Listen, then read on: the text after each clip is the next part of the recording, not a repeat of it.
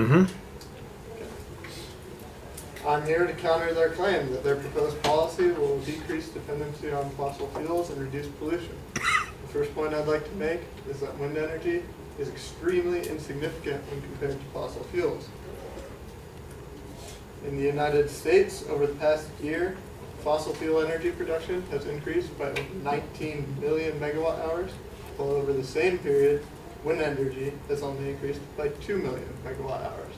For their plan to effectively combat fossil fuel growth, it would need to offset the growth in fossil fuels, which would mean adopting wind energy 8 times as quickly. And I don't think that their plan is substantial enough to increase adoption that much.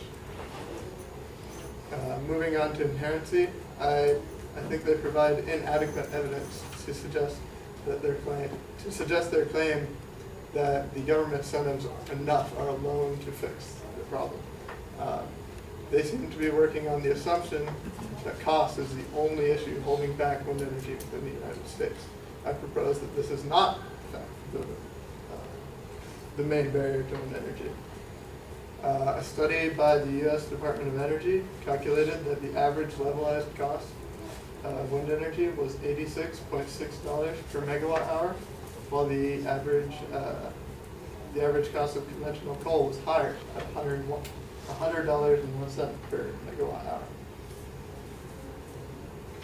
Wind energy is already economically competitive with other forms of generation.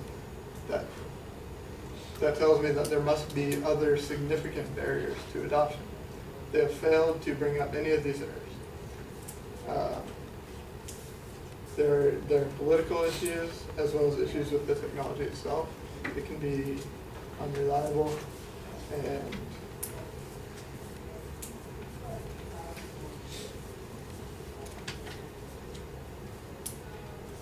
and sometimes laws can prevent it from being deployed quickly.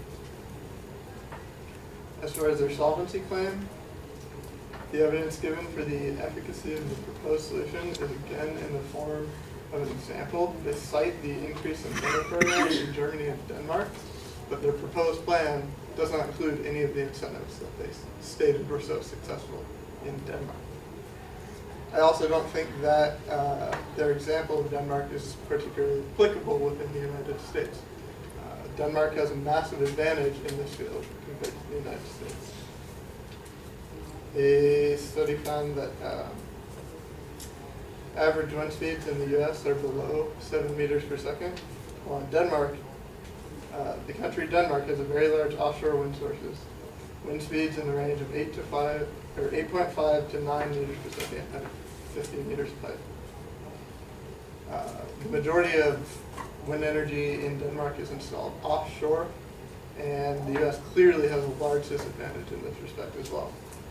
The U.S. has a land area of roughly 9 million kilometers and 20,000 kilometers of coastline, giving it about 2.1 meters of coastline per square kilometer of land, which is 80 times less than Denmark, which has 170 meters per kilometer of land. This is obviously a significant geographic drawback to development of wind energy, specifically offshore in the United States. Their argument relies on the assumption that financial cost is the only barrier to the expansion of wind energy, and I believe that this is a false assumption, and that they need to develop. They need to argue that these other issues are not significant.